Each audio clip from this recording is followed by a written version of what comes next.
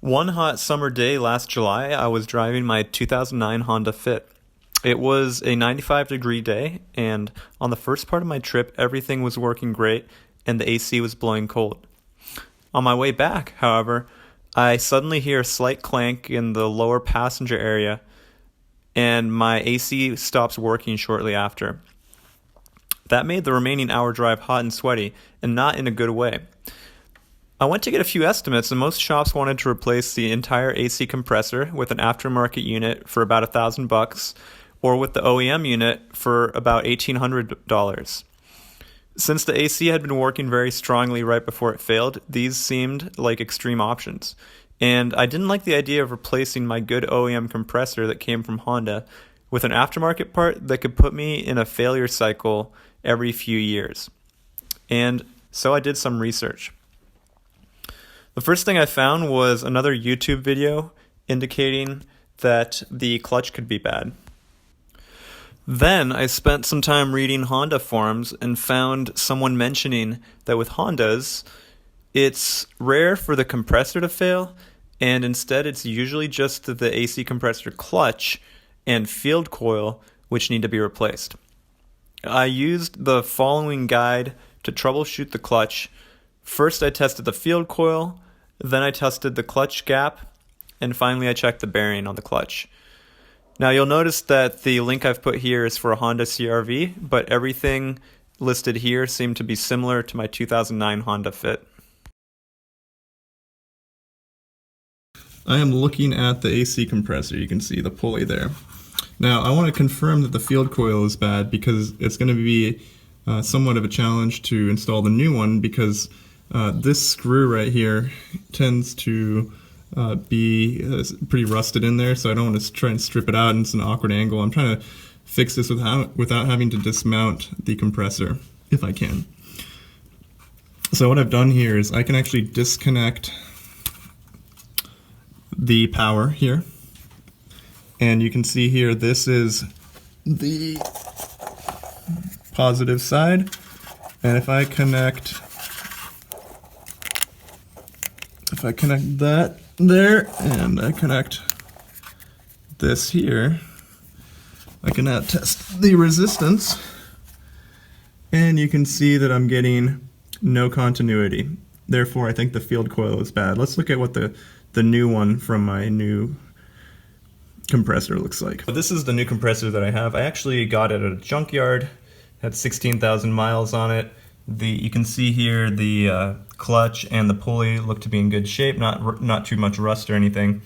So what I'm planning to do is I'm going to keep the compressor for down the road because I'm guessing it's going to be in good shape, and I'm going to install the pulley and the clutch and the field coil onto the worn out one on my car.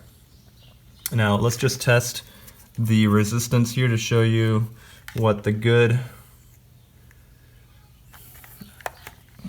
field coil should have, and you can see it's around 3.7. The spec is between 3.3 and 3.6, and so I'm going to call this good. I have tested the magnet and it does work when I connect it to power.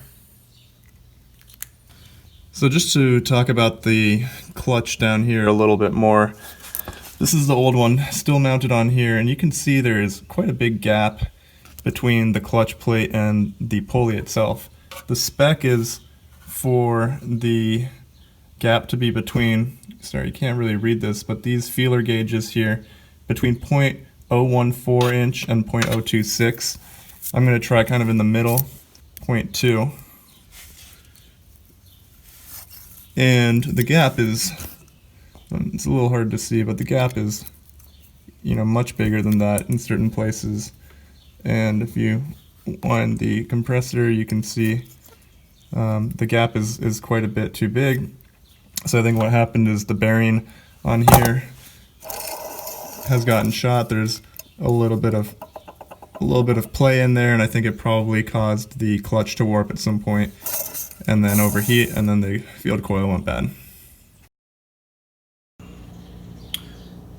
So I was thinking that I would have to go in here and disconnect the AC compressor from its mounts onto the frame. But because this piece of paneling on the fit is so far in front, I think I'll be able to make my fixes right here directly without having to dismount the compressor. So I'm going to give this a shot, and I'm going to disconnect the bolt here, and then I have a couple of S-clips or ring clips inside, and we'll see how that goes. What I've done now is I've mounted the clutch puller, or sorry, the pulley remover, and this is a little bit tricky to put on. I made sure to leave the drive belt sort of tight on there so that the pulley wouldn't spin as I tried to install this. So I finally got this installed. And then underneath the compressor here, I'm just checking to make sure that the jaws have not extended and gripped onto the coil in the back, and it's only doing the edge of the pulley. So I think everything looks good. The interesting thing is that I can actually basically hand extract this, and I'm gonna do that and then get back. Okay, so got that off. Now I just need to do the last clip there and take off the coil. As you can see here, we've taken off the inner clip, and this wasn't too big of a trouble. It's just a matter of getting in there, gripping with both hands, and then I did put some penetrating fluid to loosen things up. The issue right now, though, is that the coil is rusted on there, so I'm going to try and figure out a way to hammer it off lightly without hurting the compressor. Since I'm pretty sure the field coil is bad, I'm going to use this puller and tighten it, and then give a little bit of taps with some pressure on here, tightened, and I'm going to see if that can get this going. So just a couple tightens loosened the back of the coil, and I can now pull this off. Now that I got everything disassembled, I'm going to reinstall the newer clutch in the opposite direction. I have the field coil here. This is the old compressor that I'm going to keep since it's so new, relatively speaking. You can see that I did cut the ground here, and I'm going to have to splice that in. And I'm going to put a little bit of grease on the shaft there, just so that if I ever have to take this apart, these pieces will come out a little easier for next time. So let's see when it's all done.